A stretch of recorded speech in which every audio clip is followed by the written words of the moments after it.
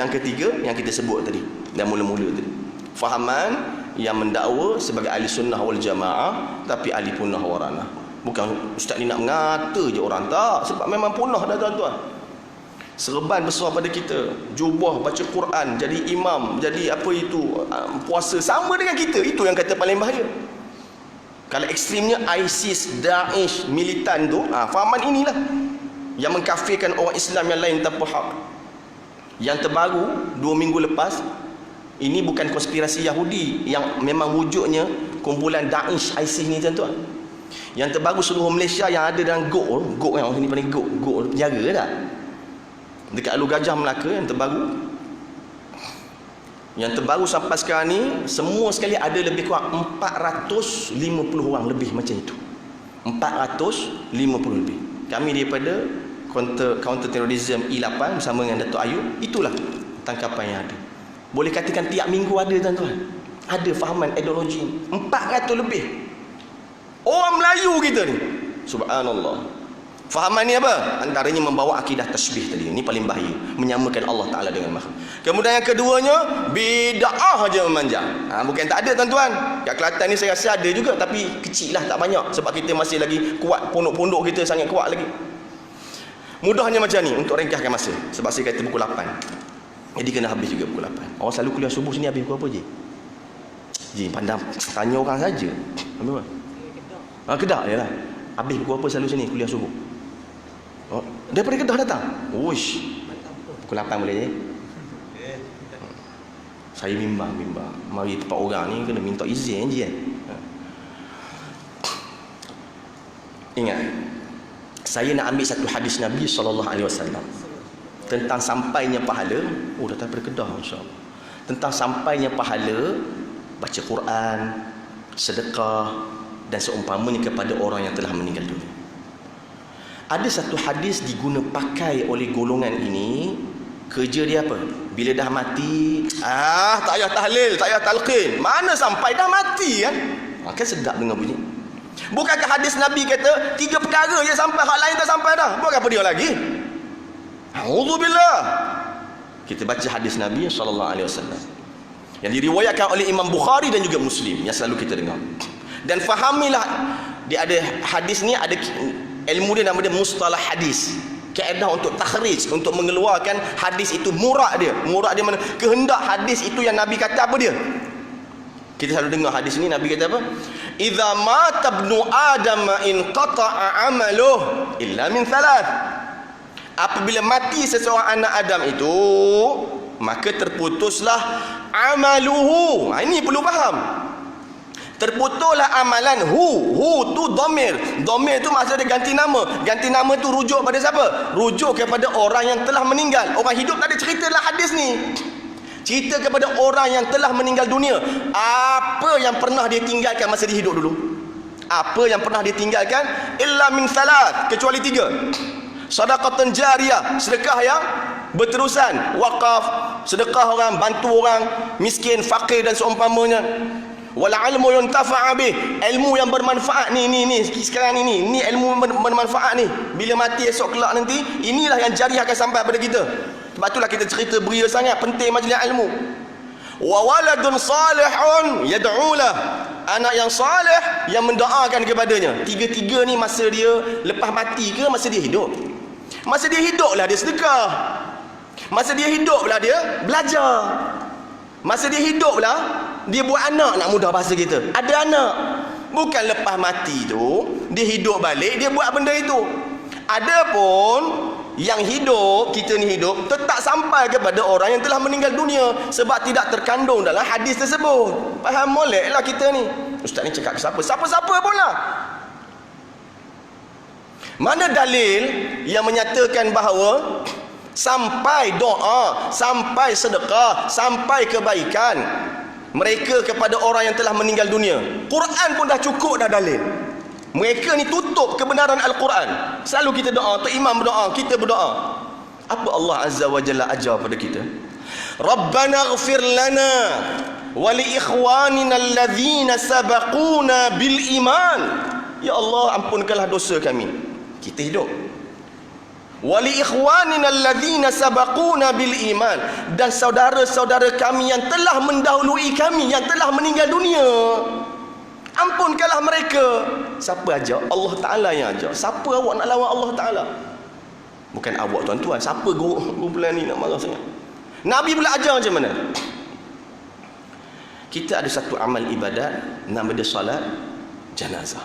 Nama dia apa? Solat jenazah. Semua mazhabul arbi'ah, mazhab yang 4 bersetuju ini kaifiat cara dia. Antaranya apa? Bila takbir Allahu Akbar, Al-Fatihah. Takbir yang kedua apa? Selawat ke atas Nabi. Takbir yang ketiga apa dah? Allahumma ighfir lahu warhamhu wa'afihi wa'fu anhu wa akrim nuzulahu, sampai sehinggalah akhirnya. Doa pada siapa? Untuk diri sendiri ke untuk orang yang telah meninggal dunia?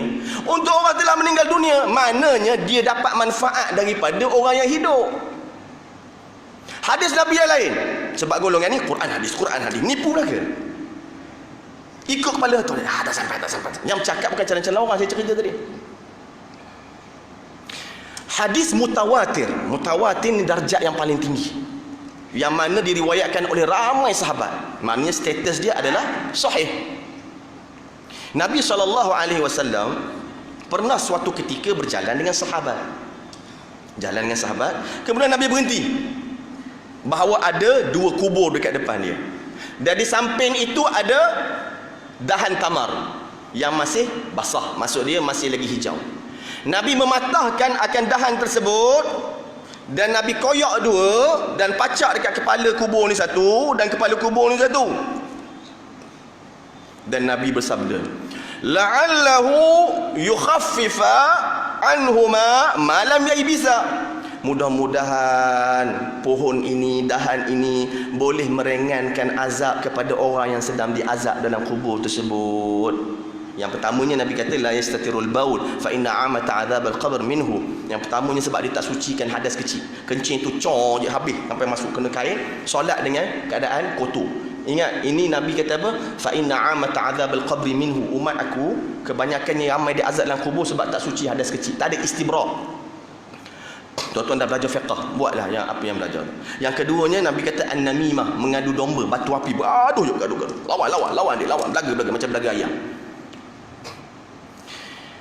Ulama-ulama bila baca hadis ini menyatakan, jikalah pohon tamar, dahan tamar boleh bagi manfaat kepada orang yang telah meninggal dunia, Al-Quran yang merupakan sebesar-besar mukjizat lebih aula sampai kepada orang yang telah meninggal dunia.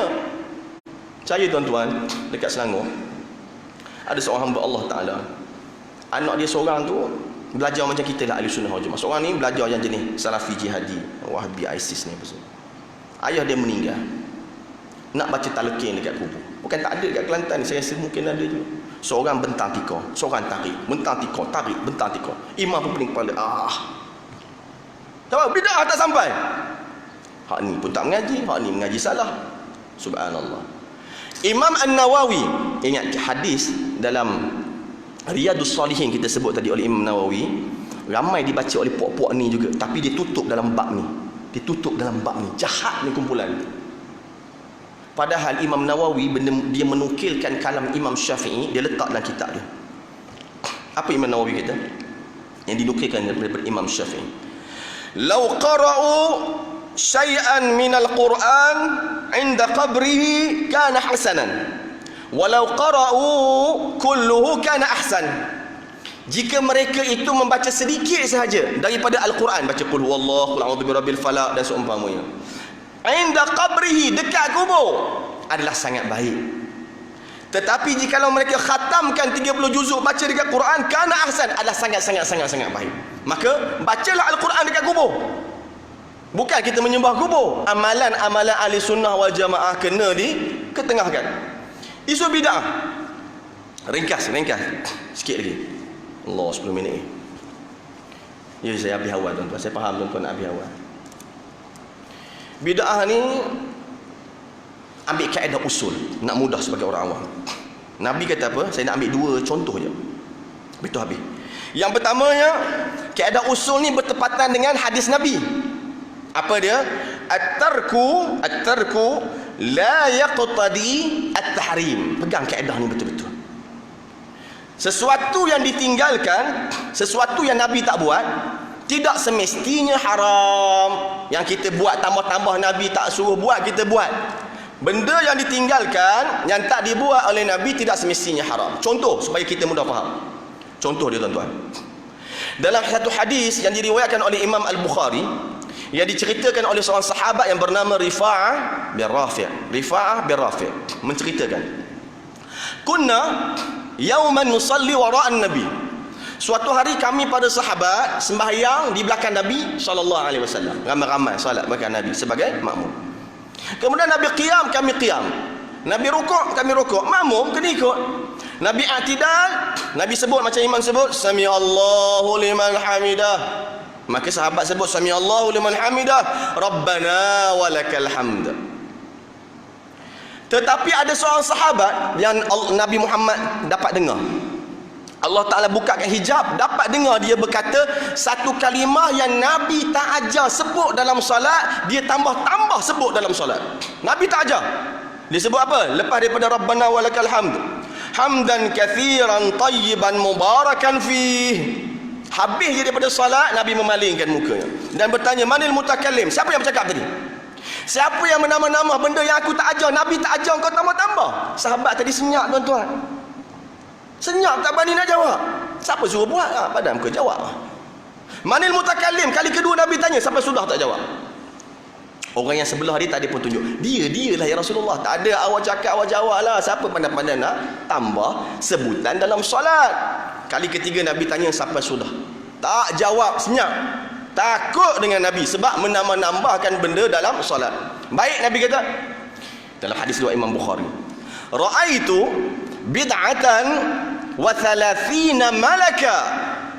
Orang yang menyebut kalimah tadi, hamdan kathiran tayyiban mubarakan fi, aku dibukakan hijab oleh Allah, dapat melihat lebih kurang 30 malaikat. 30 malaikat di langit berebut-rebut catat. Siapa dulu catat pahala dia? Siapa dulu catat pahala dia? Barulah sahabat itu kata, tahilah Rasulullah. Faham ke tak faham, tuan-tuan? Kaedah dia apa? Nabi tak suruh buat, tapi diada-adakan. Tetapi benda itu tidak bercanggahan dengan syarak, tidak membatalkan akan solat. Siapa awak golongan ni nak cepat bid'ahkan dengan dia menggunakan literal hadis, keumuman hadis, mengatakan kullu muhdatsatin bid'ah. Ayat sedap memang hadis Nabi. Wa kullu bid'atin dalalah wa kullu dalalatin finnar. Kan takut bunyi neraka. Semua disebut semua. Yang baru itu sesat, yang sesat tu neraka. Orang awam takut bunyi neraka, kita pun takut bunyi neraka. Imam Nawawi mensyarahkan, ulama-ulama hadis mengatakan kullu di situ lafaz dia umum, makna dia khusus, dan maksud dia sebahagian daripada benda yang baru itu memang sesat dan bukan semuanya sesat. Okey, contoh satu. Biar orang Pak Jik yang kata.